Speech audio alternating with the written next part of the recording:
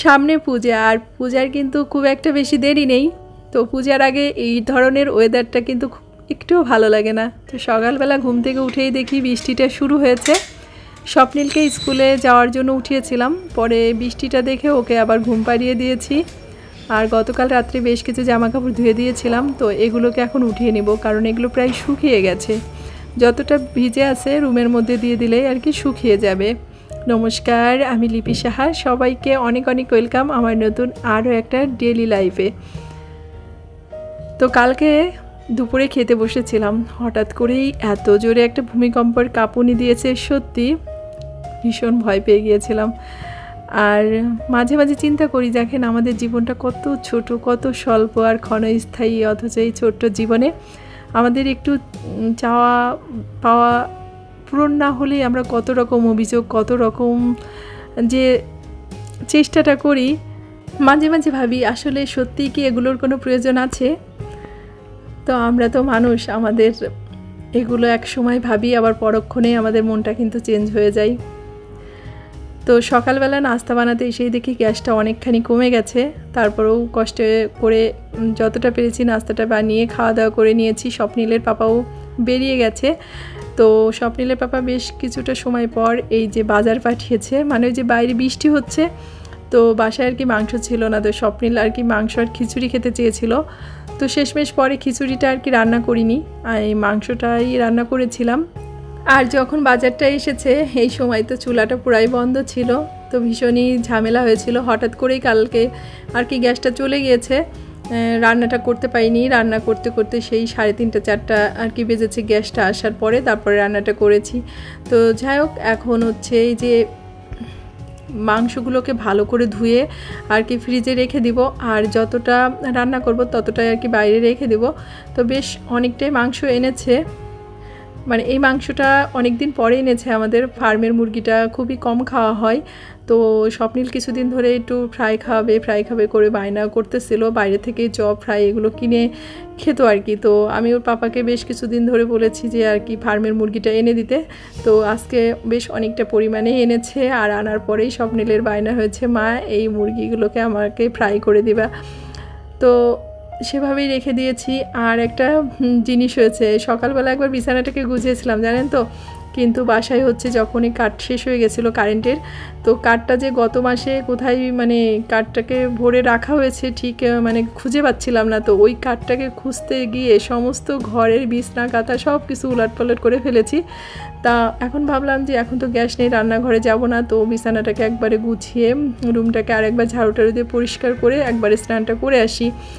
তো দুপুরে এই যে গ্যাস না থাকলে এই যে আমি রিল্যাক্সে আর কি সময়টা কেটে যাই। তবে কি হয়, পরে অনেক কষ্ট হয়। আর স্বপ্নিলেরও ক্ষুধা পেয়ে গেছে, বিরক্তও লাগে আসলে। মাথার পরে যখন কাজ থাকে না তখন ভালো লাগে না, তখন অস্বস্তি লাগে, কোনো কিছু করেই আর কি শান্তি পাই না। আর আমাদের মেন যে কাজ সেটা হচ্ছে রান্না বাড়া, তো সেটা যদি কমপ্লিট থাকে আর কোনো চিন্তা থাকে না, বিশেষ করে বাসায় যদি বাচ্চারা থাকে।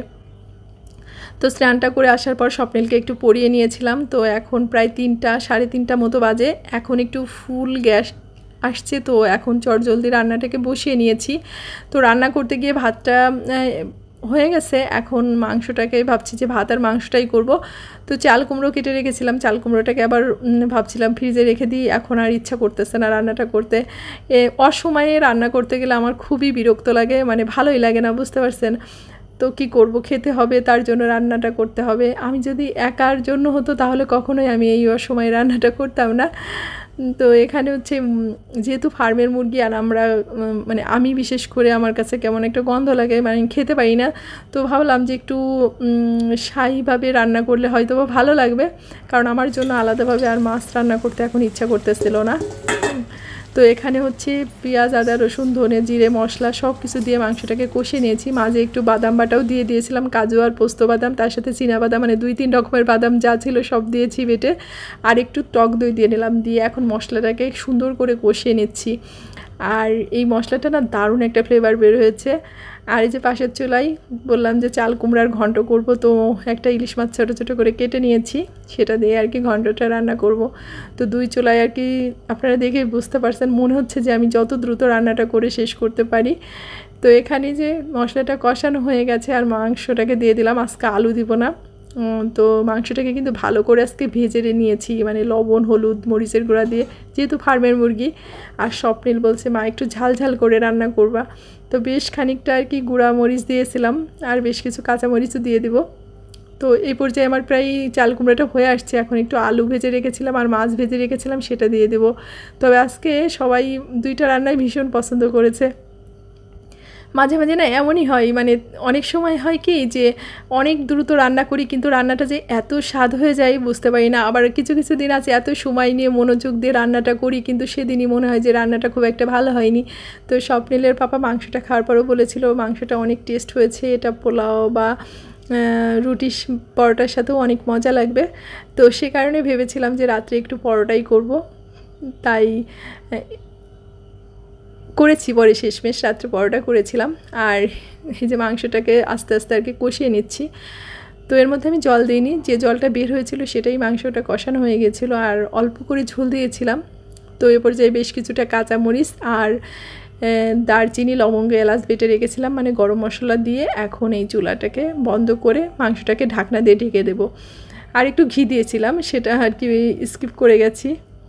তো এই হচ্ছে রান্না। এদিকে হচ্ছে চাল কুমড়োটাও হয়ে গেছে, মাংসটাকেও নামিয়ে নিয়েছি। আর স্বপ্নিল তো শুধু এসে বলতেছে বারবার মা রান্না হয়েছে রান্না হয়েছে।